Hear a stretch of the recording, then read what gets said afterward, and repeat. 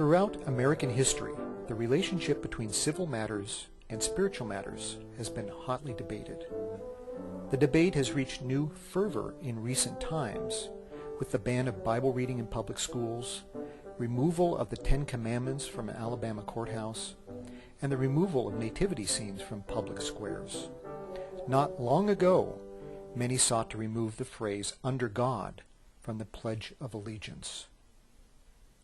Thomas Jefferson's phrase, "wall of separation between church and state," is sometimes used to justify the suppression of religious activity in public forums. Few, however, have taken the time to study how Jefferson demonstrated the meaning of that phrase through his personal and political actions. This video will briefly alert you to some documents held at the Library of Congress that better explain Jefferson's understanding of the phrase. A caveat: this video is not about Jefferson's personal religious views. His idiosyncratic views are not easily categorized. Rather, this video is about his public demonstration of the relationship between religious matters and political matters.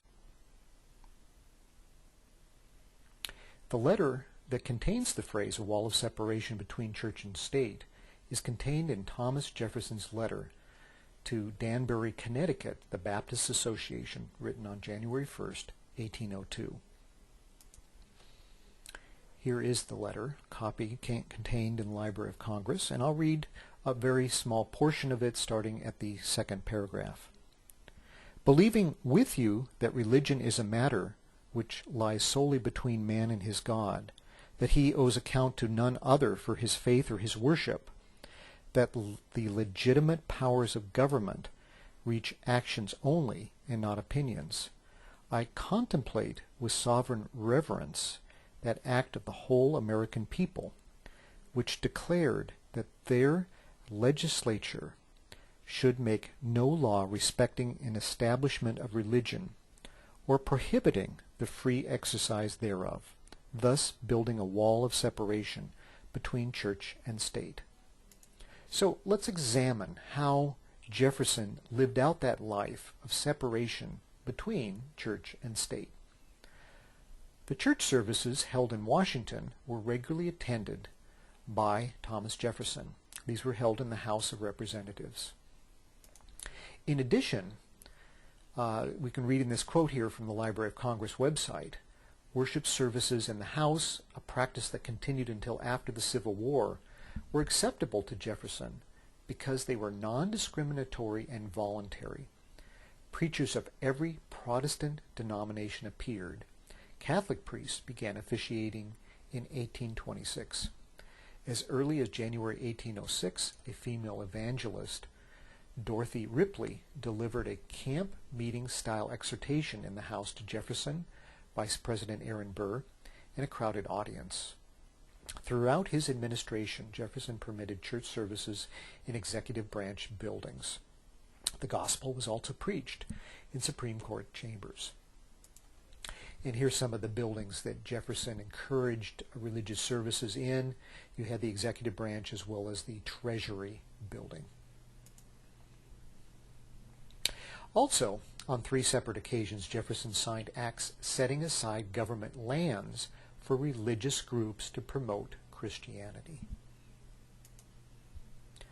Furthermore, on December 3rd, 1803, the U.S. Congress, following his request, ratified a treaty with the Kaskaskia Indians. This treaty provided $300 in assistance as well to build a church, as well as provide $100 to the support of a Catholic priest. And there were local government lands that Jefferson encouraged to be used for Christian purposes. There's a letter written to Bishop Carroll on September 3rd, 1801. This is a quote from the interior of the Jefferson Memorial, drawn from several of his documents. "Almighty God hath created the mind free. All attempts to influence it by temporal punishments or burthens," which is another word for burdens, "are a departure from the plan of the holy author of our religion. No man shall be compelled to frequent or support any religious worship or ministry, or shall otherwise suffer on account of his religious opinions or belief. But all men shall be free to profess and by argument to maintain their opinions in matters of religion. I know but one code of morality for men, whether acting singly or collectively. So, how do we interpret this wall of separation of church and state, as advocated by Jefferson? And this is a quote from the Library of Congress website. Jefferson's actions may seem surprising because his attitude toward the relation between religion and government is usually thought to have been embodied in his recommendation that there exist a wall of separation between church and state. In that statement, Jefferson was apparently declaring his opposition, as Madison had done, in introducing the Bill of Rights to a national religion. In attending church services on public property, Jefferson and Madison consciously and deliberately were offering symbolic support to religion as a prop for Republican government. Jefferson's actions and words support the practice of spiritual or religion actions in the public arena.